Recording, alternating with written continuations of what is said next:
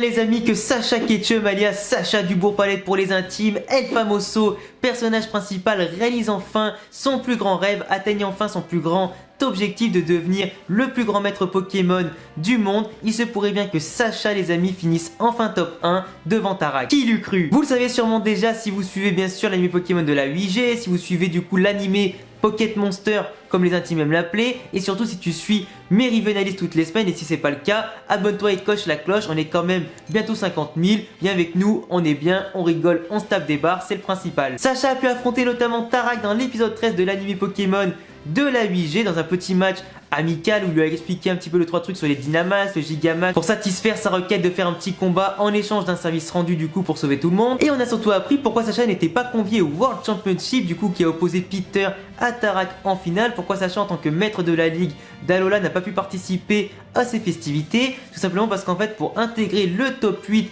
qui participe à ce grand tournoi mondial, il faut intégrer simplement un système avec un énorme classement où tu vas devoir participer à beaucoup de tournois et de combats officiels durant l'année, glaner un maximum de points, franchir bien sûr les échelons en intégrant les différentes catégories pour atteindre au final le rang Master Ball, le top 8 et forcément avoir une chance de finir top 1 toi aussi. On peut donc déjà déduire que même si tu finis maître Pokémon d'une ligue en particulier dans une région donnée, ça va te donner un minimum de points actuellement, mais pas forcément le nombre de points suffisant pour intégrer le top 8, sinon à ce moment-là, tous les maîtres de ligue seraient du coup réunis tous les ans, ça n'aurait aucun intérêt. Parce que oui, tu peux être champion d'arène, tu peux être challenger, tu peux être maître de la ligue, tu peux être conseil des 4, etc. Rien ne garantit ta place dans le top 8, il faudra donc forcément participer à beaucoup de combats, de tournois et tout ça, pour pouvoir monter dans la hiérarchie, finir dans le top 8 de l'année en cours et pour espérer bien sûr affronter Tarak et les meilleurs du monde. D'où le fait que nous on a vu que Peter et Tarak dans un 1 contre 1 en finale pour pas développer vraiment tous les autres challengers. On imagine que sûrement si Cynthia avait participé sérieusement pour remporter pas mal de points, il se pourrait bien qu'elle aurait remplacé Peter en finale pour affronter Tarak. Du coup on comprend tout de suite l'intérêt de la licence de l'anime Pokémon d'aujourd'hui, outre le fait que Sacha et Go vont parcourir le monde entier pour capturer les Pokémon, les étudier de près, découvrir de nouveaux environnements et nous montrer du moins de près tous les secrets du monde Pokémon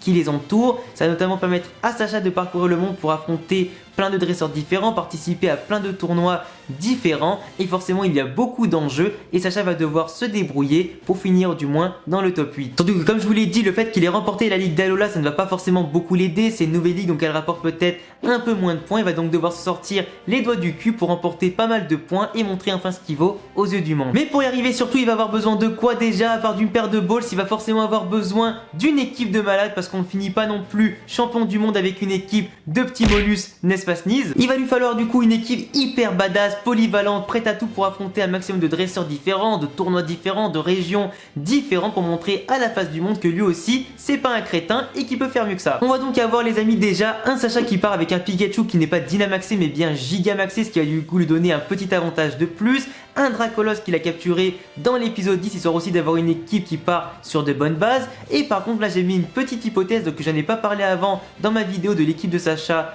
à Galar. Il se pourrait très bien que Sacha fasse un gros mélange entre les anciens Pokémon et les nouveaux qu'il aura à Galar au fur et à mesure. Pourquoi? Parce que tout simplement, si tu finis top 1 un jour tu deviens le meilleur maître Pokémon du monde, ça n'est pas basé simplement sur tes propres exploits que tu as accomplis tout seul depuis tant d'années, c'est forcément avec l'aide de tous tes compagnons qui ont traversé ta route du début jusqu'à la fin, qui ont pu t'aider dans les bons comme les mauvais moments. Du coup je trouverais quand même ça un petit peu scandaleux et injuste que Sacha finisse top 1 du monde entier avec simplement une équipe qui vient d'avoir dans le nouvel animé sans faire appel aux anciens pour l'aider une dernière fois à franchir ce palier. Putain c'est trop beau ce que je dis, je me suis hypé tout seul. Bah franchement je trouverais ça parfait vraiment que la production de l'anime Pokémon fasse tourner l'équipe de Sacha contre les anciens dresseurs qu'il a affrontés avant, des nouveaux qu'il va rencontrer aujourd'hui, des nouveaux tournois suivant les dispositions, suivant aussi bien sûr les contraintes et tout ça de chaque tournoi et les adversaires qui sera opposé à lui. Ça pourrait être hyper stylé, une équipe des fois avec les nouveaux Pokémon, les anciens, un mix des deux, ça serait hyper stylé aussi pour le fanservice. On aura aussi surtout besoin les amis d'un Sacha hyper technique, je veux voir sur le terrain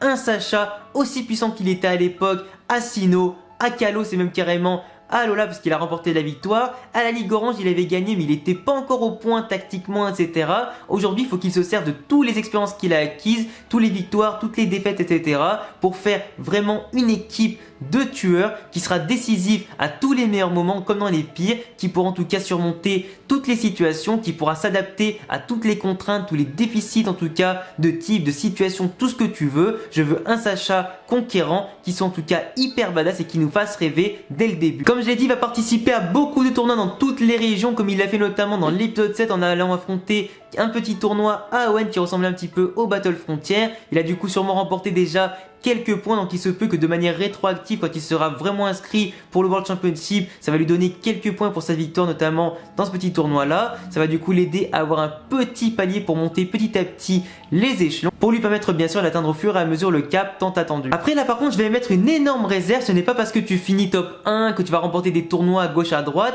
que ça te donne forcément le droit d'être le meilleur du monde. Pour moi être le meilleur du monde c'est certes remporter les tournois, les ligues, les grands championnats de l'animé, pourquoi pas battre les conseils des 4, les maîtres de ligue et tout ça, mais c'est aussi rebattre, du moins battre pour la première fois tous ceux qui t'ont battu à l'époque. Et là je pense bien sûr à Harrison, je pense bien sûr à Tobias, je pense aussi à d'autres dresseurs qui ont pu se mettre sur la route de Sacha pour l'empêcher d'aller plus loin. Il y en a d'autres pour l'instant qui sont meilleurs que lui et qui méritent d'être revus dans l'animé pour leur badassitude, leur charisme et qu'on veut tous revoir pour le fan service. Pourquoi pas dans un ultime duel pour savoir enfin qui est le meilleur et surtout pourquoi pas une magnifique revanche avec Alain en tête d'affiche. En plus il y a plein de personnages hyper badass qu'on n'a pas encore vu combattre vraiment en tout cas dans le match officiel comme Cynthia, comme Pierre Rochard et bien d'autres qui méritent pourquoi pas d'apparaître et pour se battre pour le titre de top 1 de l'univers Pokémon. Après pour moi les amis, Sacha a vraiment son destin entre les mains, il a toutes les cartes en sa possession pour faire la meilleure prestation possible, pour pouvoir du coup viser le top 1, construire son équipe la plus performante possible, construire aussi bien sûr avec son expérience passée sur les victoires acquises et bien sûr les défaites qui lui ont beaucoup appris pour ne pas refaire les mêmes erreurs. Il a aussi beaucoup de chemin